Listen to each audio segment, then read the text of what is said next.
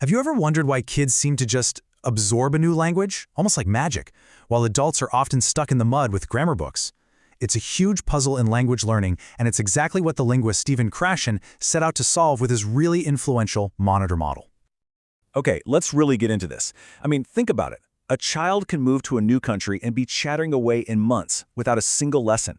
But as adults, we can spend hours memorizing verb charts and still find ourselves completely tongue-tied in a simple conversation. It's super frustrating, right? Well, there's a reason for it. We're going to break down Stephen Krashen's theory because it gives us a really compelling way to understand what's actually going on here. So the whole thing starts with this one core idea. Krashen called it the acquisition-learning hypothesis.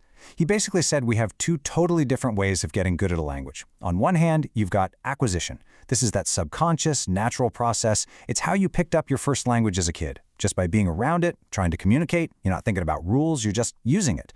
Then on the other side, you have learning.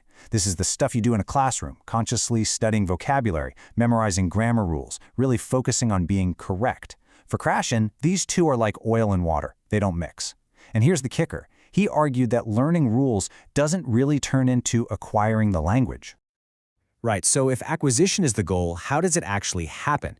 Well, this leads us to what Krashen thought was the single most important part of the whole puzzle, the input hypothesis. He said we acquire language in one way, and only one way, by understanding messages. He called this comprehensible input.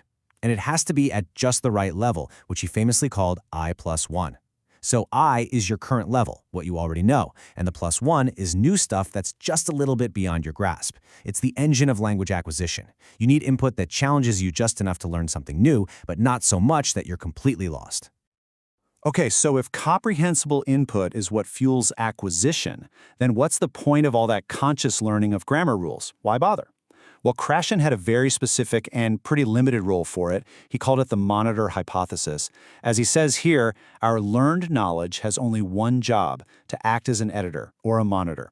It's like a little grammar checker in your head that can polish up what you're about to say, but it doesn't actually create the sentence. That comes from your acquired knowledge. But here's the catch. That internal editor, the monitor, it doesn't just work all the time. Krashen said 3 really strict conditions have to be met for it to even switch on. First, you need enough time to think.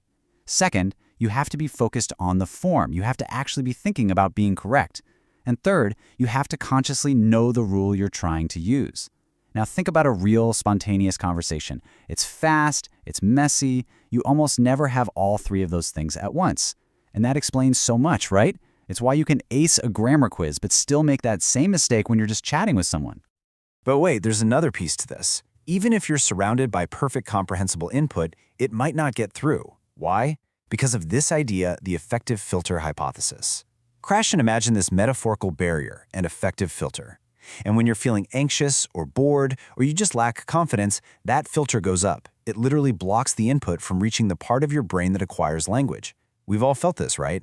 Being so nervous in a class that you can't even process what the teacher's saying, that's your effective filter cranked way up high. Now, this next one is a pretty fascinating and maybe a little counterintuitive idea. It's the natural order hypothesis. Research has shown that we tend to acquire the rules of a language in a predictable order, and it doesn't matter what your first language is or what order your teacher presents them in.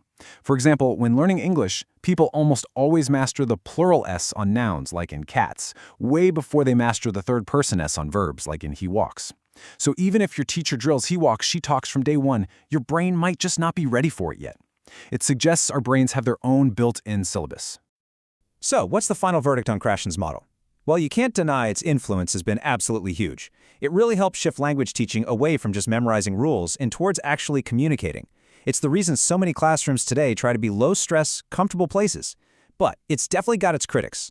Some researchers say the ideas are a bit fuzzy and hard to prove scientifically. I mean, how do you actually measure I+1? And many argue about whether acquisition and learning are really so separate.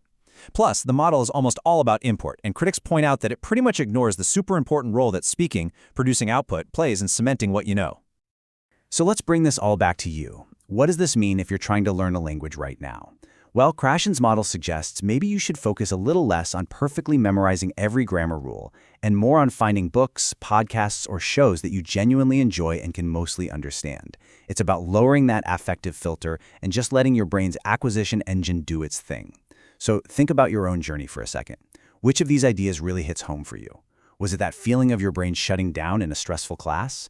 Or the magic of suddenly using a phrase correctly without ever having studied it? Krashen's model isn't just some abstract theory. It's a lens that can help us make sense of our own struggles and successes.